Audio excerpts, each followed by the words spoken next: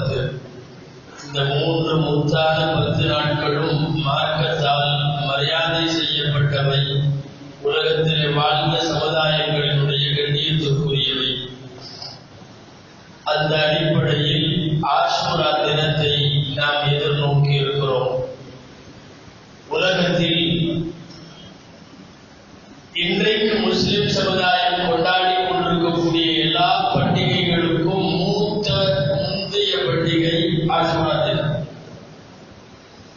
ஆஷூரா நாளை சிறப்புப்படுத்தாத சமுதாயம் இல்லை என்று சொல்லுகிற அளவுக்கு ஆஷூரா நாள் ஆதம் அலைஹிஸ்ஸலாம் காலத்திலே இருந்து இன்றைக்கு வரையும் ஆஷூரா மகத்துவம் மிக்க நாள்.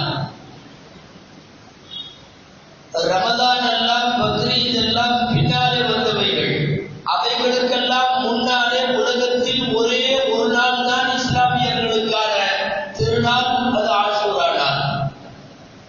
ரமதான் ஹிஜ்ரி 2 கடமையாகுவதற்கு முன்னால் நபிகள் நாயகம் ஸல்லல்லாஹு அலைஹி வஸல்லம் அவர்களுடைய நோன்பு என்பது, இந்த முஸ்லிம் உம்மத்தினுடைய நோன்பு என்பது வருஷத்தில் ஒரு நாள் தான். அது இந்த ஆஷூராவுடைய நாள். ஆஷூரா நாள் மாத்திரமே நோன்பு வைத்தார்கள், வேறு நோன்புகளே இல்லை அப்போது. எனவே ரமதான் புனிதப்படுத்தப்படுவதற்கு முன்னால் பக்ரீத், குர்பானி போன்ற பண்டிகைகள் எல்லாம் தோன்றுவதற்கு முன்னால் எல்லா நபிமார்களின் காலத்திலேயும் ஆஷூரா மகத்துவம் பெற்றிருந்திருக்கிறது. ஆதம் அலைஹிஸ்ஸலாம் காலத்திலே இருந்து ஒவ்வொரு நபியின் காலத்திலேயும் எல்லா சமுதாயத்தாலும் சங்கைப்படுத்தப்பட்ட நாளாக ஆஷூரா நாள் இருந்திருக்கிறது என்பதை பார்க்கிறோம். ஆஷூரா என்ற வார்த்தைக்கு 10 என்று பொருள். 10 என்ன 10? இது 10வது நாள், பண்டிகை நாள், 10வது நாள் என்பதை குறித்து, அல்லது சஹீஹுல் புகாரியினுடைய விரிவுரையாளர் அல்லாமா ஐனி ரஹ்மத்துல்லாஹி அலைஹி அவர்கள் தங்களுடைய புகாரியின் விரிவுரை உம்தத்துல் காரியில் அவர்கள் பதிவு செய்கிறார்கள், ஆஷூரா என்பதற்கு ஏன் ஆஷூரா என்று பெயர் வந்தது என்றால், சுமார் 10 நபிமார்களுக்கான மிகப்பெரிய மகத்துவமான நிகழ்வுகள் 10 நபிமார்களுடைய விஷயத்தில் நடந்த நாள் இது என்பதால் அந்த 10 என்ற இதற்கு பெயர் வைக்கப்பட்டது என்பார்கள். நாம் செவி வழியாக நீண்ட காலங்களாக செவிமடுத்திருக்கிறோம் ஆஷூராவுடைய நாளில் நடைபெற்ற நிகழ்வுகள். குறிப்பாக 10 நபிமார்களில் ஆதம் அலைஹிஸ்ஸலாமின் தௌபா ஒப்புக்கொள்ளப்பட்ட நாள் என்றும், நூஹ் அலைஹிஸ்ஸலாமினுடைய கப்பல் கரை ஒதுங்கிய நாள் என்றும், இப்ராஹிம் அலைஹிஸ்ஸலாம் நெருப்பிலே இருந்து அவர்கள் வெளியேற்றப்பட்ட, நெருப்பிலே இருந்து பாதுகாக்கப்பட்ட நாள் என்றும், பார்வை பறிபோன யாக்கூப் அலைஹிஸ்ஸலாமுக்கு பார்வை திரும்ப கிடைத்த நாள் என்றும், சிறைவாசத்தை அனுபவித்துக் கொண்டிருந்த யூசுப் அலைஹிஸ்ஸலாம் சிறையிலே இருந்து அவர்கள் மீண்டு வந்த நாள் என்றும், பெருநோய்வாய்ப்பட்டிருந்த ஹஜ்ரத் அய்யூப் அலைஹிஸ்ஸலாம் நோயிலே இருந்து நிவாரணம் பெற்ற நாள் என்றும், குறிப்பாக ஹஜ்ரத் மூசா அலைஹிஸ்ஸலாம் தங்கள் சமுதாயத்தோடு இறைவனின் பாதுகாப்பு தேடி புறப்பட்ட போது கடல் பிளந்து அவர்களுக்கு வழிவிட்டதும், அவர்களும் அவர்களுடைய கூட்டத்தவர்களும் காப்பாற்றப்பட்டதும், திருக்குர்ஆன் சொல்லுகிற வரலாறுகளில் ஹஜ்ரத் யூனுஸ் அலைஹிஸ்ஸலாம்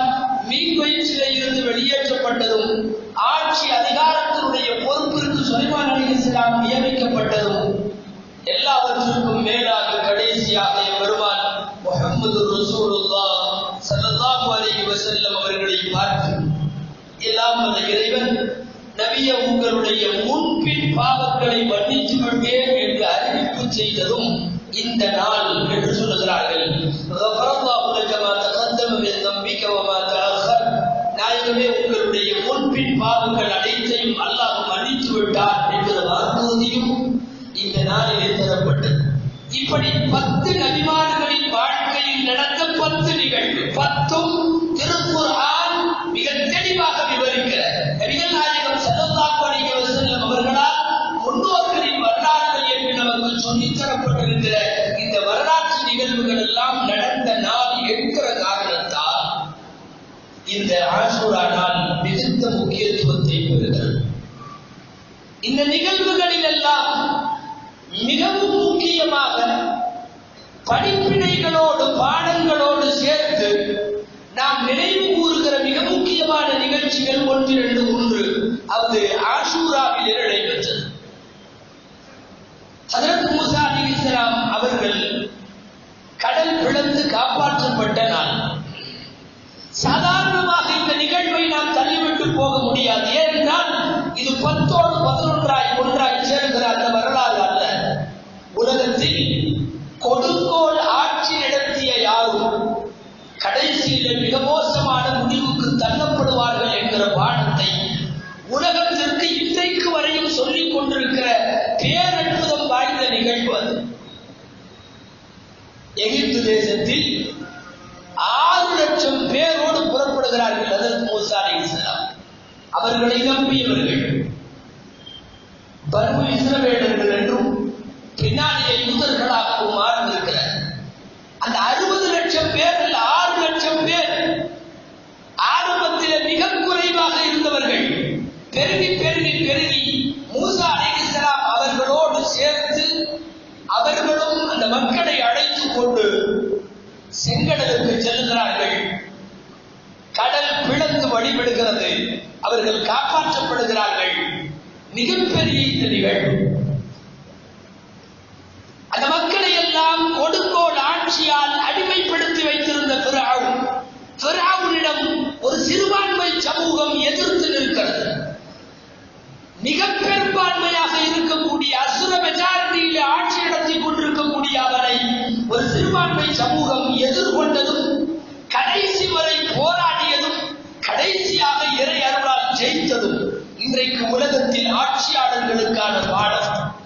பதவி இருக்கிற போது ஆடாத ஆட்டமெல்லாம் ஆடுபவர்கள் கடைசியிலே எப்படி அடைந்து ஒடுங்கி போனார்கள், நீரிலே மூழ்கடிக்கப்பட்டார்கள் என்ற வரலாற்றை உலகத்திற்கு சொல்லிக் கொண்டிருக்கிற அற்புதமான பாடம் தான் ஹஜ்ரத் மூசா அலைஹிஸ்ஸலாமுடைய வரலாறு.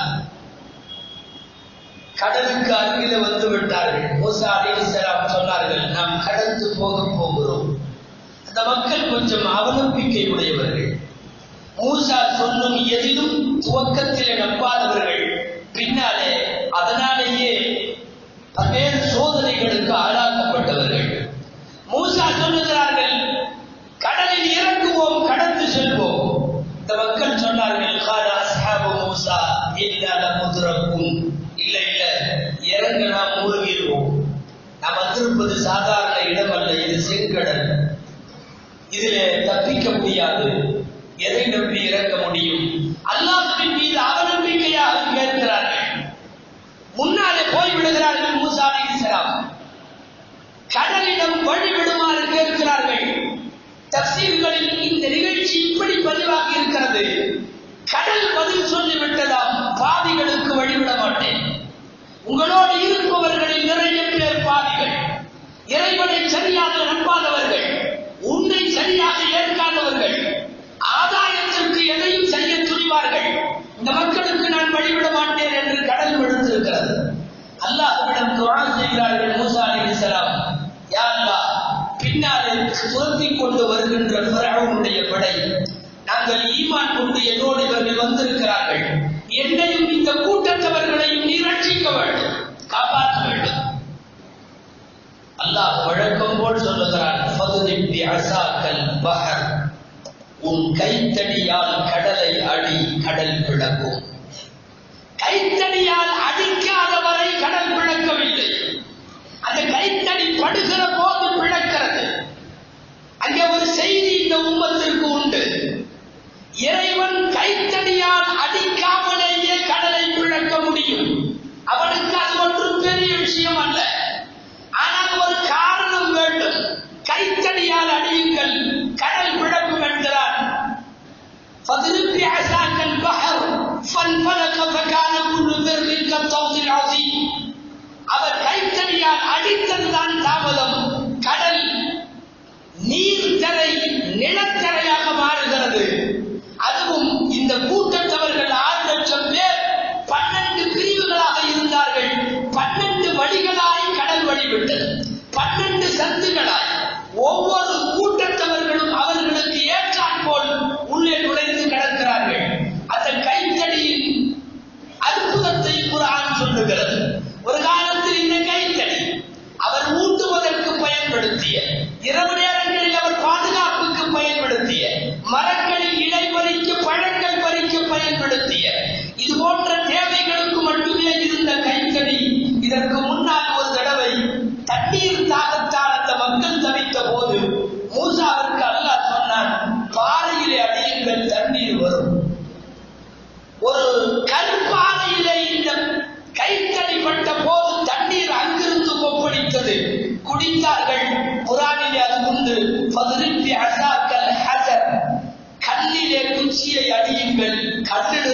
தண்ணீர் வரும்.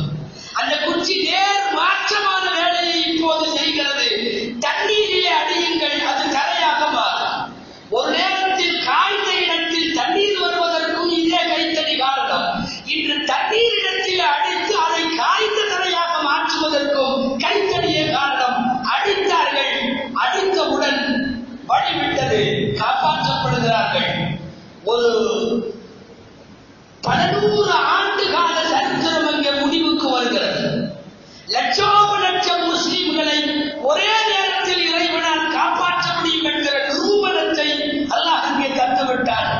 மறுபக்கம் பின்னாலே துரத்தி கொண்டு வந்த ஃபிரௌன் உள்ளிட்ட எதேச்சதிகார கும்பல், சர்வாதிகார கூட்டம், கொடுங்கோல் ஆட்சி நடத்திய கைவர்கள் அத்தனை பேரும் அதில் மூழ்கி போகிறார்கள். மூசா படையின் கடைசி ஆள் கரையேறவும், ஃபிரௌன் படையின் கடைசி ஆள் உள்ளே இறங்கவும் சரியாக இருந்தது. மீண்டும் அந்த கடல் மூடிக்கொண்டது, நீர் ஆர்ப்பரித்து ஓடியது. ஃபிரௌன் மூழ்கடிக்கப்பட்டான். சாதாரணமான மனிதன் அல்ல ஃபிரௌன்.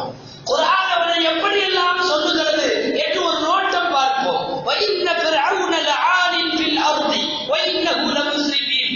பூமியிலே கர்வம் கொண்டு திரிந்தவன் ஃபிரௌன், அவன் வரம்பு மீறியவன். ஆரம்பத்திலேயே அல்லாஹ் சொன்னான். இரண்டாவது சொன்னான், தனது ஆட்சியை காப்பாற்றிக் கொள்வதற்காக வேண்டி கனவு கண்டுவிட்டு அந்த கனவிற்கு பலனாய் நாடு முழுக்க பிறக்கிற ஆண் குழந்தைகளை கொன்ற கொடூரன் அவன். குர்ஆன் சொல்லுகிறது, யுஸப்பிஹு அப்னாஅஹும் வ யஸ்தஹ்யி நிஸாஅஹும் இன்னஹு கான மினல் முஃஸிதீன்.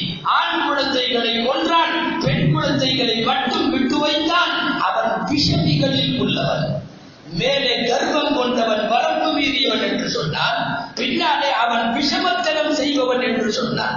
இதையெல்லாம் தாண்டி தனது ஆட்சியில் லட்சக்கணக்கான பனூ இஸ்ரவேலர்களை, அவர்களெல்லாம் இப்ராஹிம், யாக்கூப், இஸ்ஹாக், இஸ்மாயில், யூசுப் என்று ஒரு நீண்ட நபிமார்களின் பாரம்பரியத்தில் வந்த மக்களை எடுபிடி வேலை செய்கிற அடிமைகளாக கேவலப்படுத்தினான்.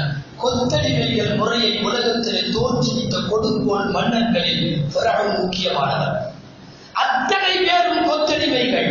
பேச உரிமை இல்லை, வாழ உரிமை இல்லை, ஏன் விரும்பியதை விரும்பிய நேரத்திலே சாப்பிட உரிமை இல்லை. அந்த மக்கள் அவ்வளவு கொடூரமாக அடிமைப்படுத்தப்பட்டு கிடந்தார்கள்.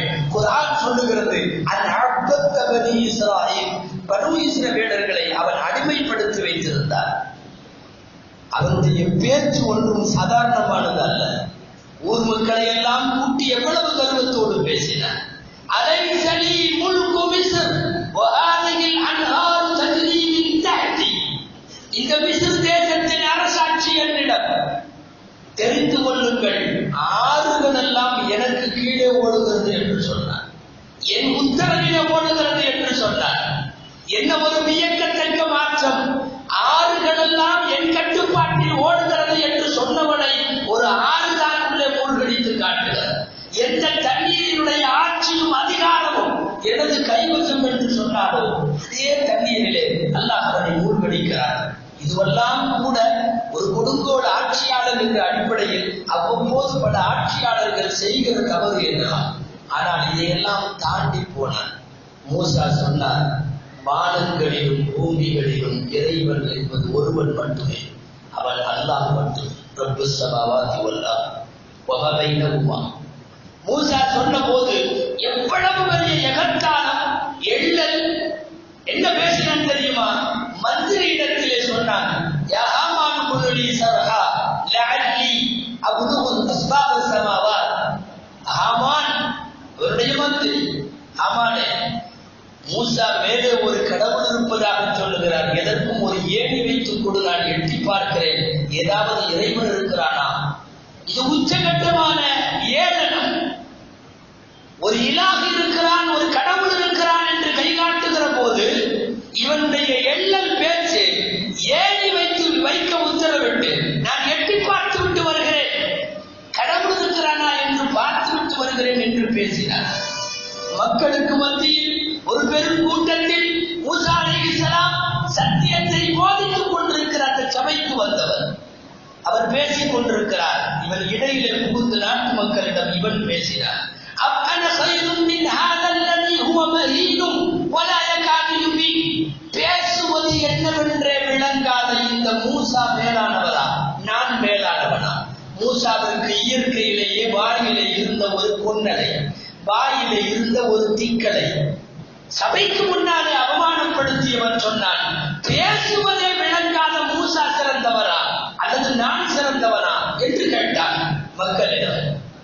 இதுவரை குர்ஆன் சொன்ன இத்தனையும் கூட சரி போகட்டும், ஆட்சி அதிகாரம் தந்த மமதையில் பதவி வந்தாலும் அவர் ஏதோ செய்து விட்டார் என்று ஒதுக்கி வைக்க முடியும். இதையெல்லாம் தாண்டி அவர் செய்த மிகப்பெரிய வரலாற்று பிழை என்னவென்றால், கடைசியாக அந்த வார்த்தையை சொல்லியே விட்டான். நான் உயர்ந்த இறைவன் என்று அறிவிப்பு செய்தார். இந்த வார்த்தை கவனத்திற்குரியது. நான் ரப்பு என்று மட்டும் அவன் சொல்லி இருந்தாலே நம்மால ஏற்க முடியாது. ஏனென்றால் இறைவன் இருக்க இன்னொரு ரப்பு இங்கே இல்லை. ரப்பு என்று சொன்னாலே ஏற்க முடியாது. ஆனா அவன் ரப்புன்னு சொல்லல. அந்த ரப்புக்குமுல் ஆஹடா, இருக்கிற எல்லா கடவுளையும் விட நான் உயர்ந்த கடவுள் என்றார். அல்லாஹ்விற்கு லம் யகுல் லஹு குஃபுவன் அஹத் அடிப்படையில் அவனோடு சரிக்கு சரியாக கூட ஒருவரை நம்மால வைக்க முடியாது. அவனை விட மேலாக ஒரு இறைவன் என்று சொன்னால் அவனுடைய தண்டனை எவ்வளவு தூரம் தரப்பட வேண்டும்? நான் குறித்து வைத்த இறைவன் இதே ஆஷூரா நாளில், ஒரு முஹர்ரம் 10வது நாளில் அல்லாஹ் உலக சரித்திரம் நிலை பெறத்தக்க அளவுக்கு அவனை கடலிலே மூழ்கடித்து எல்லோரையும் போல் எரியூட்டப்படாமல், புதைக்கப்படாமல், சாம்பலாக்கப்படாமல், அஸ்தி கரைக்கப்படாமல் உடலை இதுவரை பாதுகாத்து வைத்திருக்கிறார். குர்ஆனில் அல்லாஹ் சொல்லுகிறான், ஃபல்யௌம நுனஜ்ஜீக பிபதனி லிதகூன லிமன் கல்ஃபக ஆயா. உன் உடலை நான் பாதுகாத்து வைக்கிறேன். எனக்கு தெரியுமா, பின்னாலே வருபவர்களுக்கு பாடமாக. என்ன பாடம்? கொடுங்கோல் ஆட்சி நடத்தக்கூடாது என்ற பாடம், சிறுபான்மை மக்களை வதைக்க கூடாது என்கிற பாடம், நாட்டு மக்களை அடிமைப்படுத்த கூடாது என்கிற பாடம், அல்லாஹ் விஷயத்தில் இணை கற்பிக்க கூடாது என்கிற பாடம். உலகத்தில் ரப்பு மட்டும்தான் ரப்பு, வேறு எவனும் ரப்பாக இருக்க முடியாது என்கிற பாடம். இதையெல்லாம் ஒரு பிறவுனை மூழ்கடித்து விட்டு இறைவன் இந்த உலகத்திற்கு காட்டிவிட்டார். ஆஷூராவிலே நடைபெற்ற வரலாற்று நிகழ்வுகளில் மிக முக்கியமான வரலாற்று நிகழ்வு இது. காரணம், உலகத்திலே ஆங்காங்கே நிறைய பேர் அதிபர்களும் பிரதமர்களும் ஆட்டம் போடுவதுண்டு. ஆட்டம் போட்டவனெல்லாம் ஆடி அடங்கி போய்விட்ட வரலாறு இது. அப்படி அடங்கி போனவன் மன்னரையிலே அடங்கவில்லை, இன்னமும் அவன் வெளியிலே இருக்கிறான். எதற்கு தெரியுமா? ஆட்டம் போட்டவன் ஒரு காலத்தில் கடைசி முடிவு அவனுக்கு இப்படித்தான் ஆகும். மூசாவின் வரலாற்றை ஆஷூராவிலே நடந்தது என்று நினைவு கூர்ந்து கொண்டிருக்கிற அதே நேரம் நாம் இன்னொன்றையும் நினைக்கிறோம். இதே ஆஷூரா நாளில் தான் ஹஜ்ரத் இமாம் ஹுசைன் ரலியல்லாஹு அன்ஹு அவர்கள் பெருமானாருடைய பேரப்பிள்ளை கர்பலா மைதானத்தில் வைத்து கொலை செய்யப்பட்டார்கள். இங்கே அந்த வரலாறும் முஸ்லிம்களுக்கு இடையிலே ஏற்பட்ட அந்த அரசியல் சண்டையும், அரசியல் காழ்ப்புணர்வில் அகவைத்துகள் என்று சொல்லப்படக்கூடிய நாமெல்லாம் நம்முடைய நேசத்திற்கும் பாசத்திற்கும் உரிய பெருமானாருடைய குடும்பத்து பிள்ளைகளை, பேரன் பேத்திகளை, இடவர்களை, அவர்களுடைய வழித்தோன்றல்களை எல்லாம் கொன்று குவித்த அந்த கோரமான கர்பலாவுடைய நிகழ்வு. கர்பலா இங்கே முக்கியமில்லை, கர்பலாவுடைய நிகழ்ச்சியின் விரிவாக்கமும் இங்கே முக்கியமில்லை. இங்க ஒன்று மட்டும் உண்மை, அந்த ஹுசைனை கொன்றவர்களுடைய கடைசி முடிவு என்ன ஆனது தெரியுமா? கொன்ற அத்தனை பேருக்கும் நல்ல மௌத்து வரவில்லை, எவனும் நன்றாக சாகவில்லை, கோரமாக செத்தான். சில பேர் பைத்தியம் பிடித்து செத்தான். ஒன்று மட்டும் அன்றைய கூஃபா, இன்றைய ஈரான், ஈராக், ஒட்டுமொத்த பாரசீகமும் சேர்ந்த அந்த மாகாணத்திற்கு அன்றைய பெயர் கூஃபா.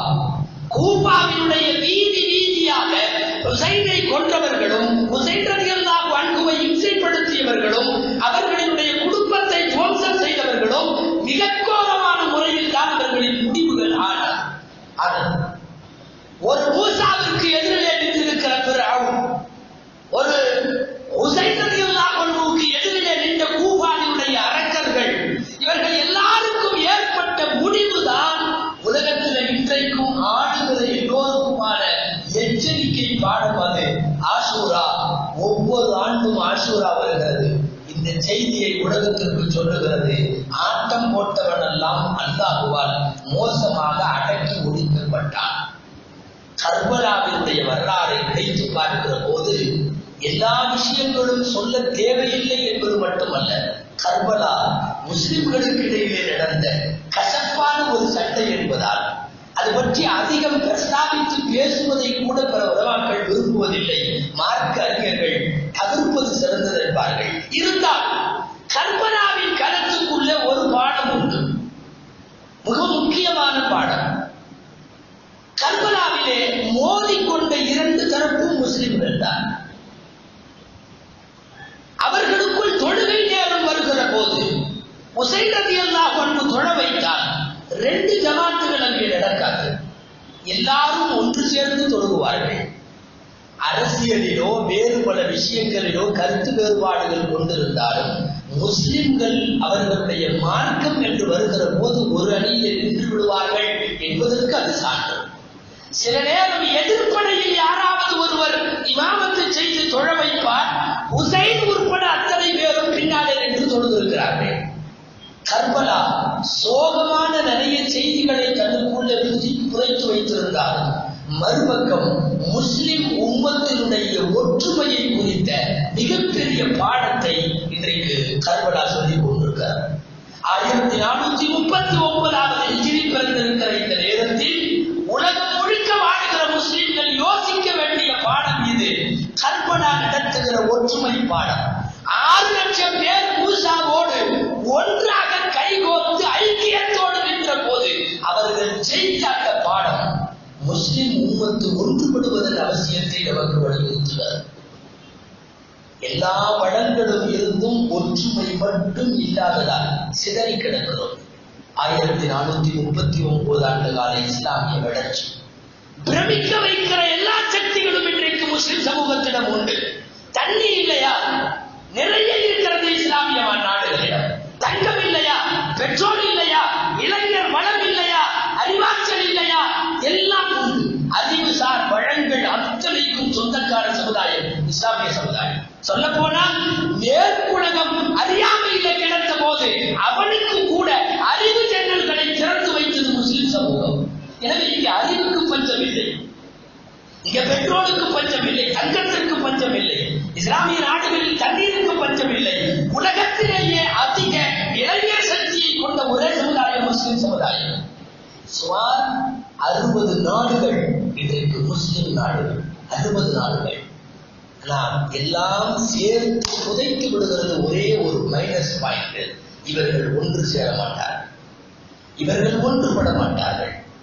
60 நாடுகள் ஒன்று சேர முடியவில்லை. ஆனால் ஐரோப்பிய கண்டத்திலும் அங்கும் இங்குமாக 120 நாடு ஒன்று சேர்ந்திருக்கிறது. அவர்களுடைய கூட்டமைப்பில் 120 நாடு சேர்ந்திருக்கிறது. 120 பேரும் கொள்கையில உடன்பட்டவர்களா? இல்லை. ஒருவன் யகூதி, ஒருவன் நசாரா, மதத்தால், இனத்தால், ஜாதியால், மொழியால், நிறத்தால் எல்லாத்திலையும் வேறுபட்டவன். ஆனா 120 நாடும் ஒன்று சேர்ந்து நிற்கிறான் இஸ்லாமிய பொது எதிரியாய். அதுவும் விந்தையான கூட்டணி. மரியம் என்கிற ஒரு தாயை எவச்சாரி என்கிறது யூத கூட்டம், கடவுள் என்கிறது கிறிஸ்தவ கூட்டம்.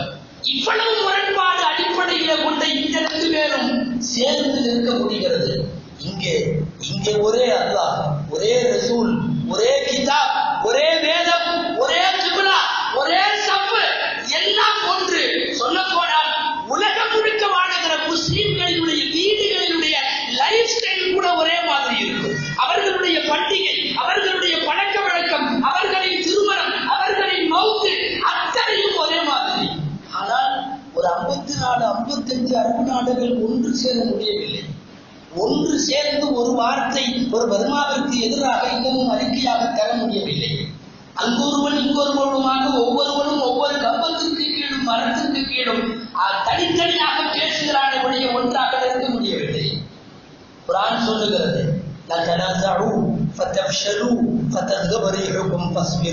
சண்டை போடாதீர்கள், கருத்து வேறுபாடு அதிகமாக வம்பாக கொள்ளாதீர்கள், உங்களுடைய சக்தி போய்விடும். குர்ஆனுடைய வார்த்தை. நீ அடித்துக் கொண்டால், நீ சண்டையிட்டுக் கொண்டால் உன் சக்தி போய்விடும். சக்தி போய்விட்டது. இவ்வளவு நாடுகள் இருந்தும், இவ்வளவு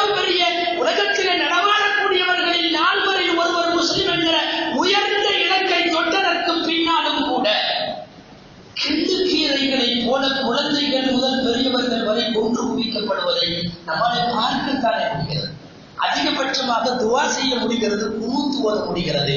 குனூத் ஓதுவதை காட்டுகிற அக்கறையை கூட்டமைப்பாக நிற்பதிலே காட்டினால் சமுதாயம் எங்கும் போய்விடுமே. வேடிக்கை மட்டும் தானே பார்க்க முடிகிறது. இன்றைக்கு நாம் ஊடகங்கள் வழியாக முஸ்லிம்கள் கொத்து கொத்தாய் கொல்லப்படுவதை, சின்ன பிரச்சனைகளில் கூட சாதிக்க முடிவதில்லை. தமிழ்நாட்டில் மட்டும் முஸ்லிம் அமைப்புகள் 48 விளங்குமா தேசம் என்பதை யோசிக்க வேண்டும். 48 முஸ்லிம் அமைப்பு, 48 பேரும் எந்த சபையிலையும் வந்து ஒன்று சேர்ந்து உட்கார மாட்டான்.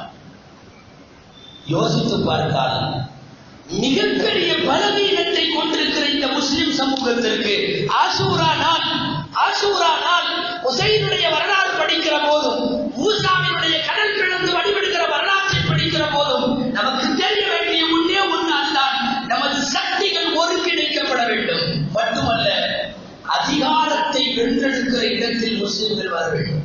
அதிகாரம் இல்லாவிட்டால் நசுக்கி விடுவார்கள், மீண்டும் மீண்டும் கொட்டுவார்கள். நாம் புரிந்து கொண்டேதான் இருக்க வேண்டும். ஹிஜ்ரத்தின் போது, இது ஹிஜ்ரி புத்தாண்டினுடைய துவக்க நேரம், இந்த துஆவை நாயகம் கேட்ட அந்த துஆவை நாம் கேட்பதும் பொருத்தமாக இருக்கும். நாயகம் ஹிஜ்ரத்தின் போது கேட்டார்கள், வஜஅல்னி மின் லதுன்க சுல்தானன் நஸீரா, யா அல்லாஹ், உன் புறத்திலே இருந்து எனக்கு அதிகாரத்தை கையிலே கொடு. 13 வருஷம் மக்காவிலே அடிபட்டது போதும் அடுத்து வரும் ஆண்டுகளில் நான் அதிகாரத்தோடு இருக்க வேண்டும். கிடைத்தது அதிகாரம். 10 வருஷம் மதீனா உலகத்தின் அரசியலை புரட்டி போட்டது. 10 வருஷம் நாயகம் கேட்ட அதுதான் இன்றைக்கும் தேவை.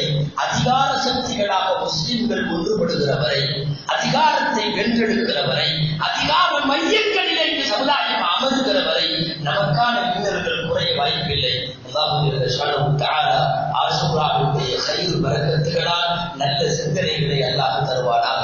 நபிகள் நாயகம் ஸல்லல்லாஹு அலைஹி வஸல்லம் சொன்னார்கள், ரமதானுக்கு பின்னால் அல்லாஹ்வுக்கு மிகவும் பிரியமான நோன்பு என்பது ஆஷூராவுடைய நோன்பு.